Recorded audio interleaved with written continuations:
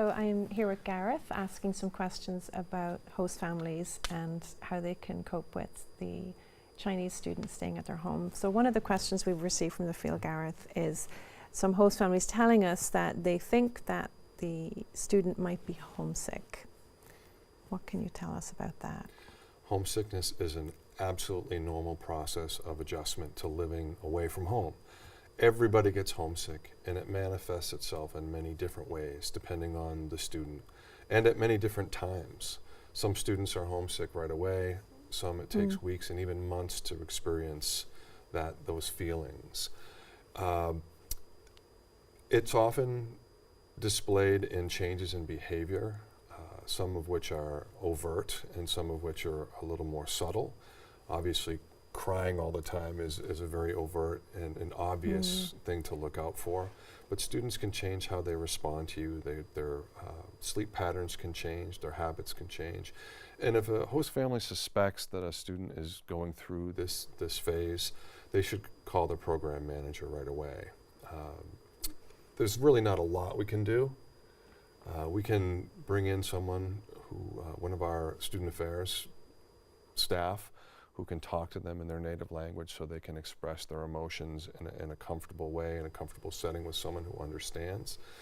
And then for the host family, it's just a matter of continuing to smile and to invite and to comfort them and to try to distract them and show them that their new life, their new normal is actually something that's comfortable and should be and can be embraced by them.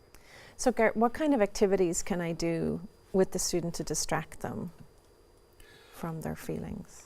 I recommend games, card games, board games, things that your family does on a regular basis or that's a little less oriented around chores and routines. Take them out bowling or whatever that's around your home. Expose them to more cultural things that they might find interesting. The whole idea is to usher them into feeling more comfortable with what their new normal is. They're ultimately going to need to get through this phase and come out on the other side confident and comfortable that this is their new life, and you're part of that. So, how long would homesickness last typically? It can last days or weeks. Hopefully it doesn't last that long, but it can come in stages too. It can come in waves depending on what the student is exposed to. If they go home for Christmas, oftentimes they have sort of like a re-entry syndrome where they come back and they experience the homesickness and the adjustments all over again. And that's something also to watch out for. Do you think it affects girls more than boys, or is it across the board? I don't think it really matters what their gender is. It's all about their personality.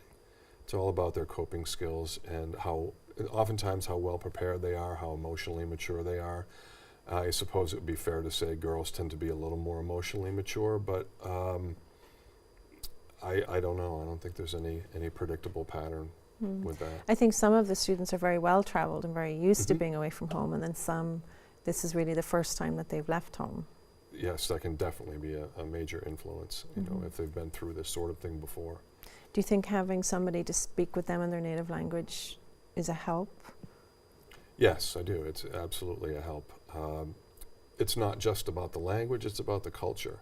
The staff that we have, the student affairs staff that we have don't just speak Mandarin, they're actually Chinese and they were raised in China.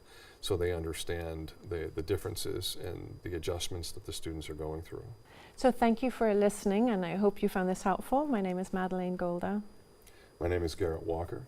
Thank you. Thank you very much.